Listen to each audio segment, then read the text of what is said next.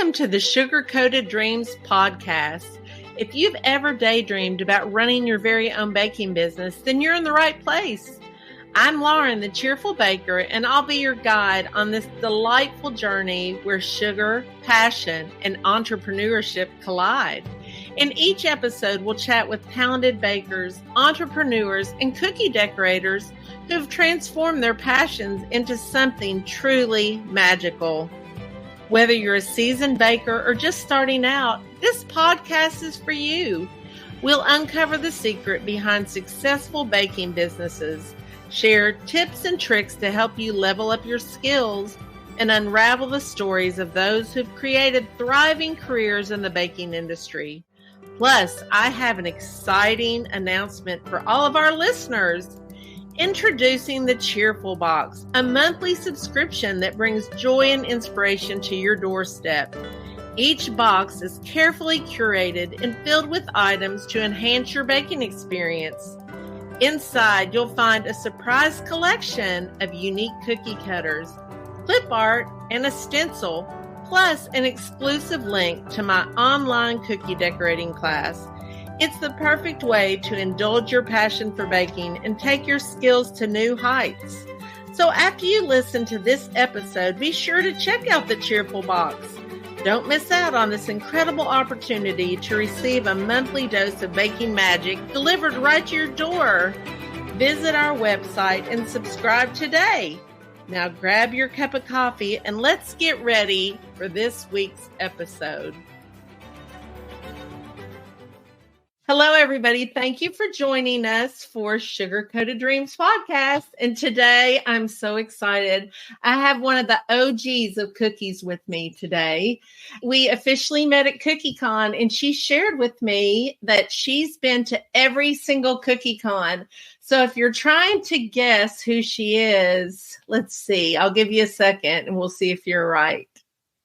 It's Teri Lewis of Tweets Cookie Connection. So Teri, would you like to introduce yourself and just tell our listening audience a little bit about your background, and then assault you with questions and we'll find out all the good stuff. Absolutely. I am so grateful, Lauren, that I met you and to be a part of this. The cookie community has been so life-changing for me, truly, especially been going to every CookieCon, and the people that I've met, how it's changed my journey in my cookie world has been incredible. So I hope people go to more than one CookieCon, because it's an imprint with a community of people that changes your heart. It just changes your heart for a lifetime. And so, I've been cooking since I was in my 20s. Making rolled out sugar cookies, but never decorating them. And I've always wanted to decorate them like Martha Stewart. But like everybody, when I had my kids, I had to be that super mom that did everything. Right. And then I actually had a few of my own entrepreneurial businesses at the time. I had a floral business and I faux painted model homes for a while. And so I did that. But once my kids got out of high school, I was like, that's it. I'm going to just go to YouTube University and I'm going to learn how to do this. Mm-hmm. Like Martha. So I immersed myself in YouTube videos. And at that time, the big people that I followed were Lila Loa, Georgianne, Marty Magoo, Liz, Callie with Sugar Bell, and Marlon. She was Montreal Confections, Cookie Crazy, Pam Sneed. These were the old OGs in it. And I was just like, okay, I am just going to try this. So I watched videos for 3 months and practiced. So I would get done and practice. And it was coming together. And all of a sudden I found out, I don't even know how I found it, that there was going to be a cookie conference, CookieCon. Uh-huh. And I immediately went to go sign up, wondered if they had any tickets, because I think I signed up in October and it was going to be, I signed up in December and it was going to be in March. And they still had some tickets. There were only 200 of us that went to that first one. And we were all in just one room. But anyway, that's where everything really shifted for me and changed. Mm-hmm. And not having any idea what I was getting into, or even and there was a sugar show. And so I entered a piece for the sugar show, and I'd only been doing this for about 6 months, decorating cookies. Right. The baking part I had down to a science, and sprinkles. I was really good with sprinkles. So anyway, I went and met Julia Usher, who was just like an idol for me. Yes. Her books, I wanted to do it so clean like she did. And Liz, I have an art background, so I painted a lot. And I was like, oh, I want to paint on cookies. Lisa with Barefoot Baker, she was teaching us how to airbrush.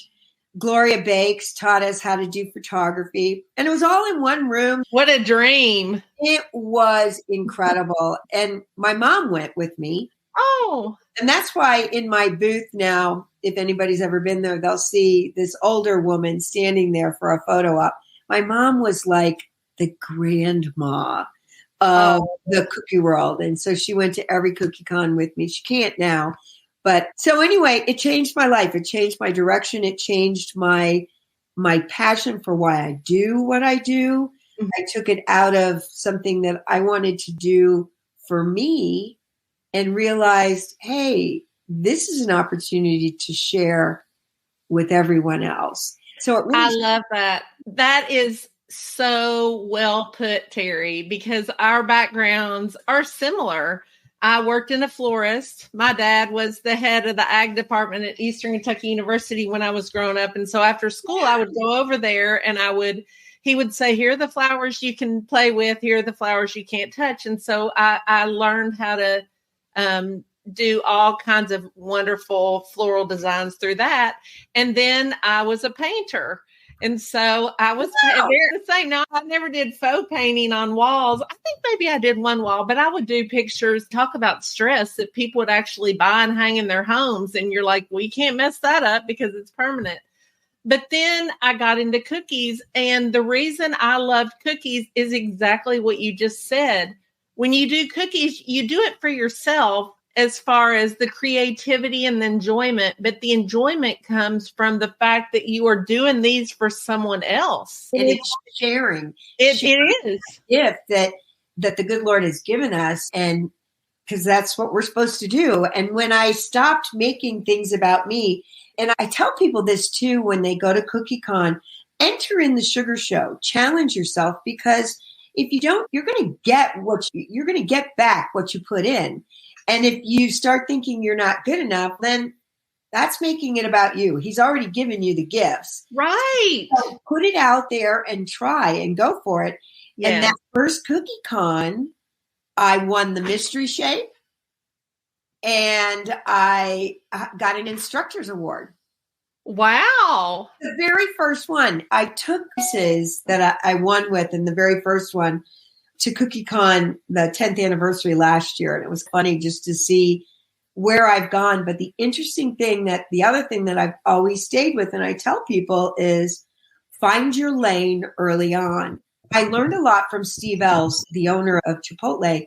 And when he started Chipotle, he said, you know what? The key when you're starting a business is don't give a lot of choices, because if you have too many choices, it's hard to narrow down what you're going to be good at.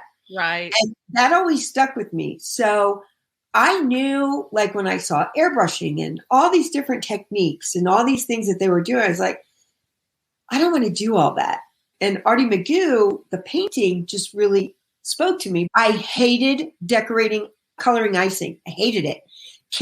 Mike and Karen, who organized it, Karen taught us all how to make these bullets in saran wrap to stick in our pastry bags when we colored, and I would twirl them and I had stuff all over my kitchen. And so I was like, I don't like coloring icing. I don't like doing any of this. So from day one, literally, I've always just painted on cookies. Is that right?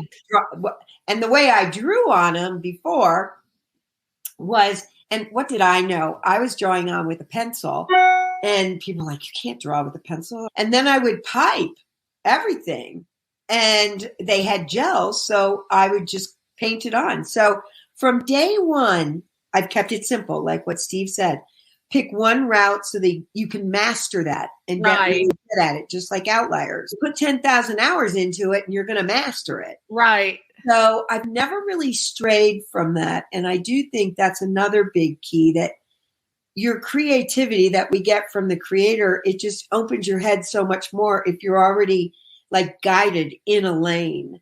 I agree. I always tell people, and I've said this on this podcast many times, but I believe if you are living in your gift, the gift that God gave you, you are going to have success. And that's exactly what you said. You were a gifted painter and you decided, hey, I'm just going to stick with doing this on cookie. And what the great thing about cookies is, if you mess up, you can eat it. You can find someone to eat it. And I think that for me, when I was painting canvases, I enjoyed it, but there was more, not stress because it's still fun, but I was more concerned that every stroke that I put down needed to be the way that I wanted it to be because it had permanence. But when you're painting on cookies, I think you can have more freedom because they're little canvases. And if you mess up, you just grab the next little canvas. Exactly. It's not a wall. So, right. I mean, you've just got a little tiny canvas that you can, and I can tell you, literally, in all the years that I've been doing this, I have made more mistakes than I probably have done great things. But it's those gifts, those mistakes that have made me such a better decorator, because then you have to think backwards of how can I correct this? Or where do you want me to take this, Lord, creatively to make it something different? And actually where it's led me through the years, because I'm not a perfectionist when I'm drawing or doodling or anything else.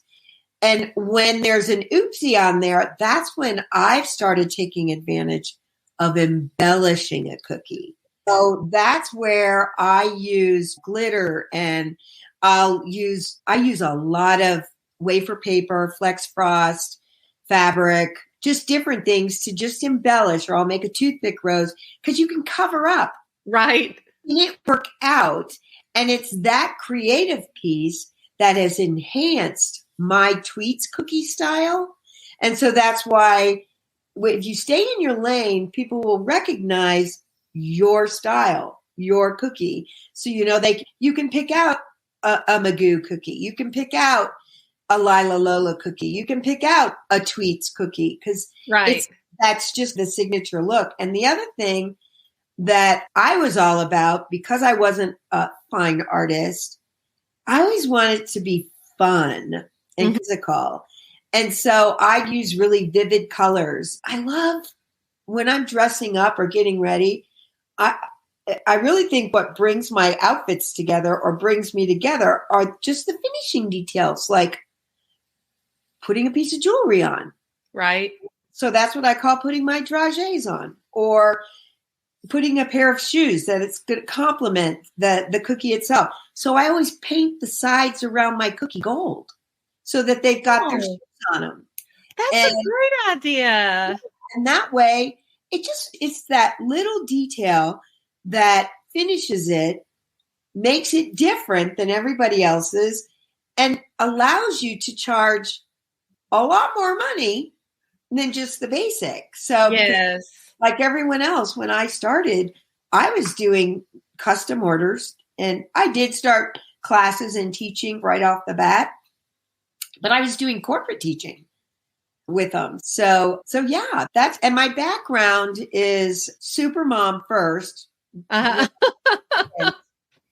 it's totally immersed me grandma now with what I'm doing. And then my business is growing. So I'm anxious to talk about that. So you were talking about the heartwarming aspects of being a cookie decorator and doing things for other people. Can you think of one particularly heartwarming moment through your cookie decorating career? I have had so many. I was a core instructor at CookieCon, and it was so heartwarming the next day because I was teaching people how to do stuff embellished with candy melts, with chocolates. Mm-hmm. And I brought a bunch of pieces and stuff that I made. And it was so heartwarming that people came up to me and were so excited to try something different. And then when you follow up the next day, and it was so backed up with people that wanted to do this. I was just like, oh my gosh. Okay, Lord, obviously I'm supposed to teach this. So it was so heartwarming to see that I got out of my own way so that I could do something for these other people. Teaching at add-ons, them teaching me things is probably what was the most heartwarming. Yes. Like if I had lefties in my class, they were teaching me how to teach a left-handed person. Right. Or they just taught me so much more about how I could share even better to them. Yeah. And then watching my mom with Mr. John at Cookie Karaoke or just how people they just fell in love with my mom. And that was really heartwarming for me. Yes. And then just getting to meet so many people. There's been so many wonderful things. So many wonderful things.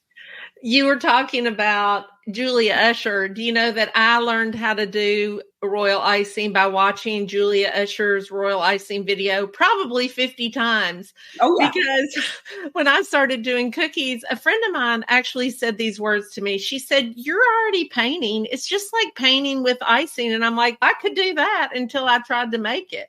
And then I realized, this is not quite as easy as I thought it would be. Julia Usher is fantastic, and you can gain so much knowledge from watching her videos. Oh, and her books, like hers were the first books that I ever bought in the cookie world. And she was actually one of our instructors at the first one. And at the time, I don't know where she had a brother that lived out in Boulder, and I'm in Colorado. And I was like, "Oh, Julia, you got to come." We got to be good friends, and she signed my books. And I'm like, "Oh, you got to come out to Colorado. I want to learn from you. She is an engineer by trade. Thus, why everything she does is so perfect. I didn't realize that. Yes, she was an engineer, and yet she always loved to bake. And so she went to pastry school. And that's where she's just amazing. But all of her stuff was so precise. She's an engineer by trade. She's an amazing woman. I love her. What I think is so neat too about you, Teri, is the fact that you are a business owner who is also the artist, because a lot of times you don't find that.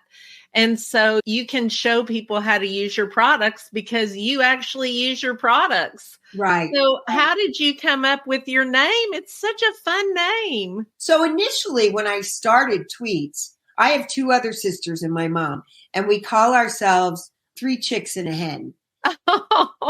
And that's actually what I made my cookie design with. But anyway, so my sisters were going to do this business with me. And they bailed because their kids were a lot younger than mine were at the time. But they were helping me come up with the name of the business. And I knew I wanted it to be Cookie Connection. Like I knew Cookie Connection had to be in there because we're all about connection. I'm from a very large family. So it had to be the connection. Right. And it had to be about love. And they were like, you could call it Teri's Cookie Connection. I'm like, no, that's so self-serving. And, but I was doing sweet stuff. So because I was thinking about a logo and I wanted it to be simple. Apple, it's just an apple, or tweets or Twitter. It was just a bird. And I was like, oh, Teri, sweets, tweets. Cute. Connection. And then just the bird was my logo initially. And now I've got an elaborate little cookie jar that the birds are in to keep it a connection. And then my tagline was cookies and hearts. It's where the connection starts. Because it's all about the love that you're sharing with other people. So that's how I came up with the name. I knew I would like you the moment I met you. And the more time I talk to you, the more I like you. We're soul sisters. So tell me, how did you get into manufacturing your own pens? Pen, let me just give a shout out. There is nothing like a Tweets pen. And when I first started, I thought, what's the difference? A marker's a marker, a pen. No, that is not the case at all. The amount of pigment that you get from one of your pens is unlike anything else on the market. Yeah, it is. And that was really important to me. The pigments are amazing. Were you just sitting around one day and you thought, I think I'll make my own line of pens? Well, here's the deal. In the beginning, I used Wilton black markers to draw with, and I used rainbow dust because that was pretty much what was available. And I used all of those. And I got to be honest, when I was doodling and stuff, I used what were called rapidograph pens. And so I wanted something with a really fine tip. And I just started talking to different just started trying out different pens because I've always drawn on my cookies. After I stopped piping, I would use the rainbow and the Wilton pen. And the problem was I like to draw first and then I like to paint over it. And I needed a pen, I needed a pigment that wasn't going to smudge or bleed because I didn't want any of that to bleed. So that's when I started working with different people and found the pigments that I wanted and found the manufacturer and put it all together. And I introduced it in Indiana. I came out with just the black one first because that's still mostly when I'm doodling and stuff that I use first. So yeah, and then people started saying, we want colors. So then I looked into more colors and added the colors. And then people wanted like a calligraphy, which I'm still working on that tip. I have so many exciting changes to tell about. Oh, good. I can't wait. Anyway, yes. And then I've just stayed in my lane. Like I've always just doodled on cookies and I painted. The other thing is I don't paint with gels. The pigments that I get, I use from powders. Okay. And so I have used Everclear always to paint with it because it dries instantly. That's just what I've done. And so I would teach people how to use the powder, the luster powders. And the first ones I started using were called Crystal Colors by Sugar Paste. And because at that time, sugar art wasn't really out that much. Holly and Ed weren't doing a lot of lusters, but then they started. And once they introduced their line, I would switch between Sugar Arts and Crystal Colors. And TMP, Truly Mad Plastics, they have such great metallics, and they would actually sponsor me when I did add-on classes at CookieCon or different things. And I love their lusters. I wanted stuff with a lot of sheen to it. Right. Everything about sparkle and glitter for me. Right. And the reason it is not only because it makes it so pretty, it covers up flaws. Right. And you can do things really quickly. And I project everything onto a cookie, whether I hand draw it or I find stuff on the internet. I copy everything with my projector. And I show that to people. Right. So you can do this. And truly, that's where repetition is the mother of all skill. The more you do it, the more you're going to master it. And people say, I can't do it. If you're not going to try, and if you're not going to do it very often, you're not going to master the skill. The skill can be taught. You know what, Teri? I taught elementary art for a few years. And during that time, parents would ask me, can you give my child art lessons? And you know what I would say to them all the time? Here's what you need to do. Get your child a coloring book and have it beside them with a plain piece of paper. And then have them try and transfer the image that they see onto the paper, because that is a skill that can help you so much if you're worried about or nervous about being able to draw. Just start out with that very simple thing. Or like you said, use a projector. And it's amazing, I think sometimes, I believe that we all have creativity within us. And when you start and you just try, sometimes you can really amaze yourself with what is possible. I agree with you 100%. And I think that's just brilliant what you shared with those kids.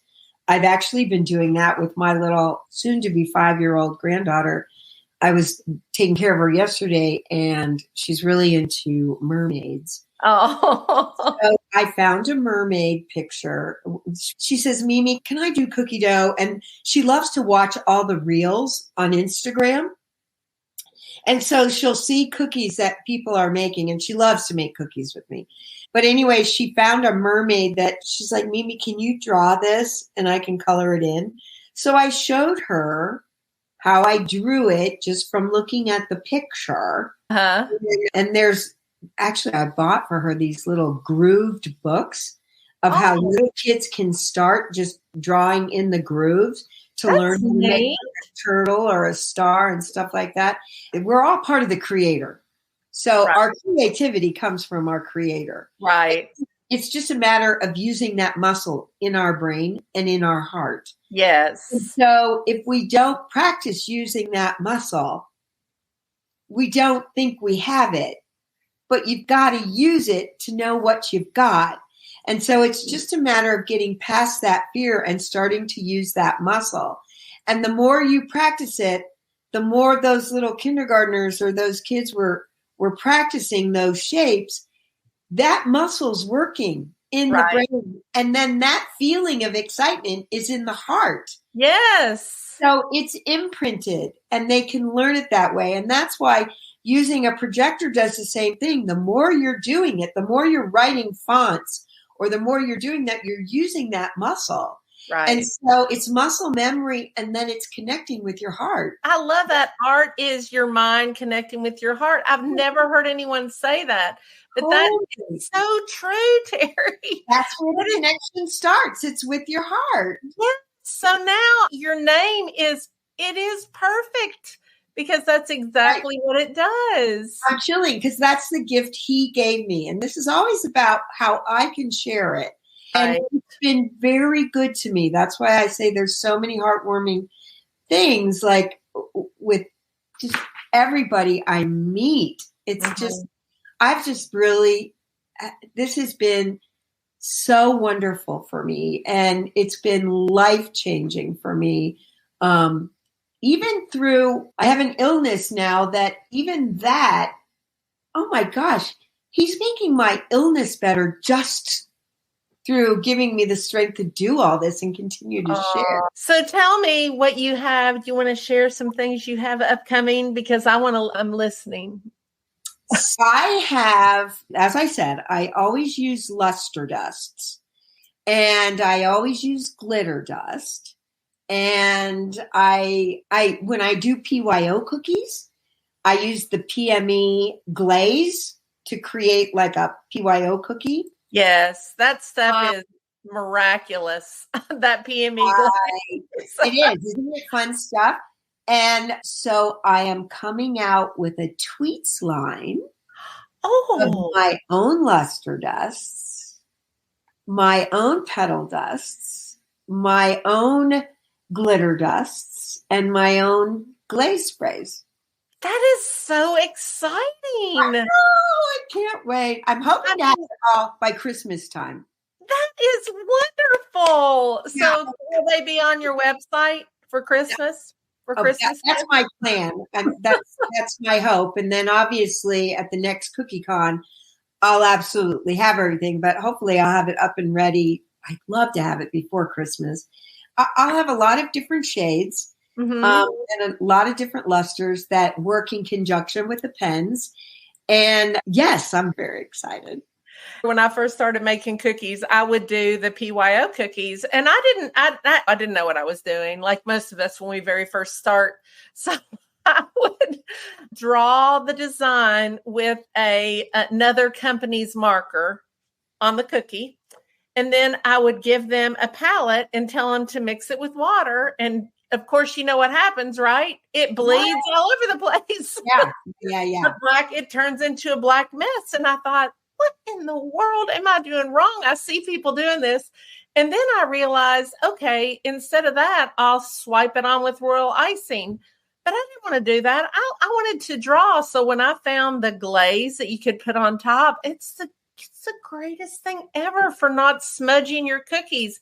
But you can only find, they're the only company that makes it. So they need a little competition. Yes. I'm glad you're coming out with it. So I'm coming out with one. And then it also adds a really nice shine too. It does. That you can paint it on. So I'll have an aerosol and a paint on. Wonderful. I worked with the Global Down Syndrome Foundation and still do. And so I used to work with a lot of Down syndrome kids. And so I didn't want it to smear so much. Another reason that I wanted to come out with that black pen so that it didn't smear when they were coloring with the paints. Yes. In the water, because obviously that's what they're going to do. But then putting the glaze on top of it, the only thing that I discovered with some of the other markers is you still get a little bit of bleed when you spray the glaze on. Right. You have a little bit of discoloration. And with the tweets, it didn't do that. So you can make the PYO cookie erasable when you put that on there.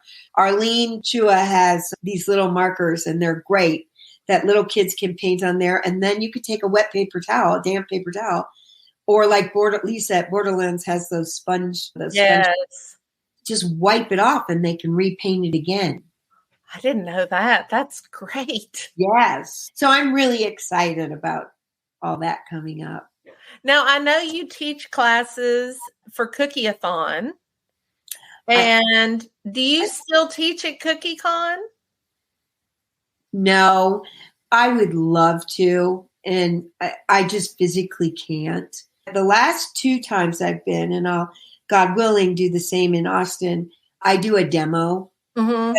The thing that also is just God sent to me, when I was in Florida this last week, I don't know, it took us 4 days to drive in. And I still haven't put anything on I haven't put anything out there to thank anybody yet. I haven't done any social media because I had to get all my orders out that I didn't get out for a week and a half. Right. I met a cookier that lives just 15 minutes down the road from me that is going to help me do all my social media. Wonderful. And, oh my God, God sent this person right to me and she lives right here. So that's going to be a huge piece for me that I'll start making some reels. I really want to charge a lot because I feel like this is just a gift. I'd rather just share it. So I'll probably do a lot of stuff on videos, free stuff. And yes. And then just try and keep it as free as I can just to share with people. But yes, I do need to start just putting things out there. So I'll start doing a lot of stuff once I get the luster dusts. But teaching, I don't have a lot of breath. Like it takes a lot of breath to talk and to teach. Right. Yes. To do that for 4 hours, I wouldn't have enough breath to do it that long. But I love it. I really wish I could. I am going to be teaching Holiday Cookie-a-thon, and I'm going to start doing more reels. But there are some things that are on Instagram. I love teaching how to make funky things with candy melts. And you can make modeling chocolate from it, but I actually will take silk leaves and tear the petals apart. I'll just put the melted candy melt on the leaves, pop it in the fridge for 10 minutes, pull it out, and it's hard. And it takes on the shape of the silk flower. Oh. Or so you can then mold and make all kinds of fun embellishments on it. And it tastes, kids love it because it's soft. Right. It's not fondant and it's a little bit more realistic looking. And I used to quill. I used to teach people how to quill with wafer paper. Oh gosh, that's hard. But it was so fun, like just how we would. So I do have some videos from the past or how I make clouds or hair or funny stuff like that. I have to tell you a funny cotton candy story, Teri. When I did the Christmas cookie challenge, my 3D cookie was a hot air balloon. And I had this great idea. I'm like, I'm going to put cotton candy on the top to look like clouds. I thought it was the most creative thing. I really thought it was going to give me an edge. The judges didn't like it at all. Why? We that they said we really love your cookie, but we don't like that cotton candy. We don't think that it needed to be on there. I put it on top of a decorated cookie. There's a Valentine's series in there where I just took the white, and I just have one of those cheap cotton candy makers. I took it to CookieCon for add-ons a couple of years where we played with it. And I just made a big fluff cloud and then made some arrows and just stuck them into the cotton candy. And you've got an adorable cookie with some little heart cutouts. Or even red hots. Yeah.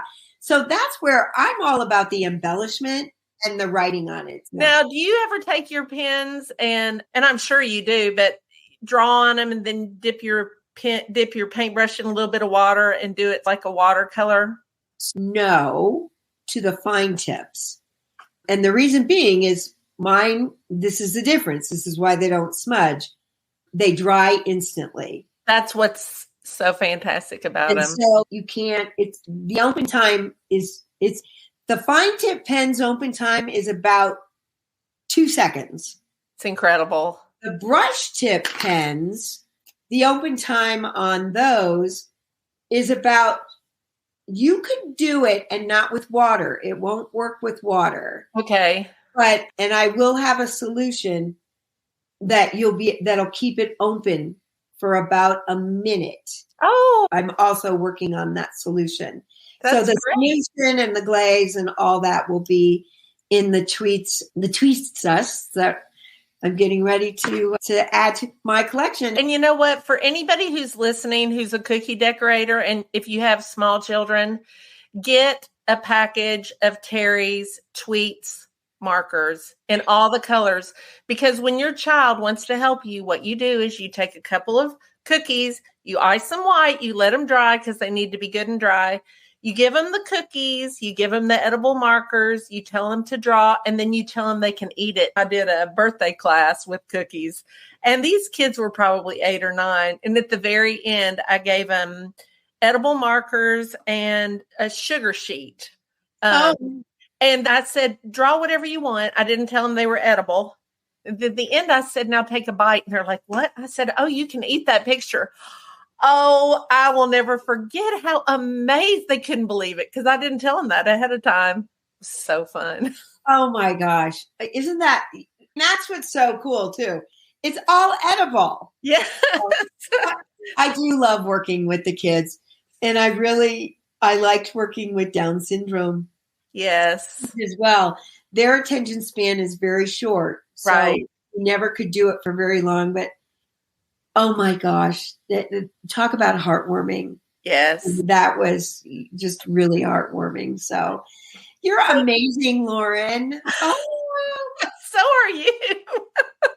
So Teri, my goal in doing this podcast, and I don't even know if I shared this with you, but I'm an entrepreneur at heart. I've always been that way. And I think that it's such a great way to live. It's not always easy, but you have the satisfaction of knowing that you pushed through and did something that is sometimes hard. And there's so many benefits of working for yourself. So I want people to listen to your story and other stories and think, maybe if they did it, I can do it. If I can do it, anybody listening can do it. What kind of advice would you give to them? I tell them the first thing, you got to unleash your passions. The one thing I discovered in doing this is the good Lord said, okay, you got to figure out how you're going to have some balance with this thing. Because as cookiers, we can get so obsessed with making the cookies that there's no balance in our life with kids or anything else. Right. So just decide maybe right off the bat, am I just going to do this for friends and family as a hobby, or is this something I really want to take into a business? If you really want to take it into a business, then I would say pick your lane of the business that you want to go into, because it's going to be all consuming. You want to put your best foot forward to do that. And then the other thing I think that's really important is, for me, it was always about sharing from my heart the love that I had. Right. And I mean, I did it because I wanted to make extra money to help supplement our family income. But that wasn't, the money piece was never a part of it or a factor for me. Right. It was really about sharing it. And when I kept that piece out of it, I kept that piece to please me out of it. I wasn't trying to make this about me and how I could get ahead and how I could build this. I really consulted with the man upstairs about where I tried to see where he wanted me to take this. And he literally has opened all the doors, like the doors with the pens and the doors with everything that's, and when I step back and I give myself enough time to listen first before I just jump in, that's been the big thing for me. And then I've really stuck to the gift of, I haven't deviated from my lane. I've always worked on a white canvas and drawn on the cookie. Right. I didn't try and reinvent. I didn't try to become a great airbrush artist. I didn't try and do great wet on wet. Oh my gosh. Jill Wetstein with Funky Cookie Studio, amazing graphic artist that everything she did was wet on wet. And then she did with black, outlining with black. Her stuff was amazing. I was so driven by her whimsical style. And so it's just stick with your style. There's so many people that you can tell exactly what their style was. So just stay in your lane and keep the amount that you're doing just to a minimum. Steve Ells with Chipotle would say, don't ever give them more than 6 things to choose from. Same thing with your designs or whatever you're picking. Keep it simple, because when you got too many choices, you're all over the board, and that creativity muscle can't handle that many things. Keep a couple things in there to link to your heart. Yes. I have enjoyed talking to you so much. I'm going to ask you a couple speed round questions. What is your favorite cookbook? Do you have a favorite cookbook? I love Ina Gardner. Oh, me too.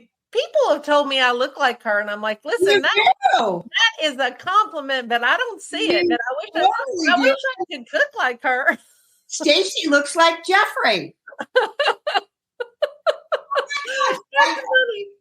I like her a lot. Me too. And then if you could make cookies for anyone who is either still alive or who has passed on, who would you like to make cookies for? It's a hard one. That is a hard one. I guess my grandma. Oh, my grandma probably. Because she was a great baker. She was a great baker. And then just making a really pretty cookie for her, maybe that would be it. Yes, I think my answer would be the same. I would want to make one for both my grandmothers. One always did really, really special things for us.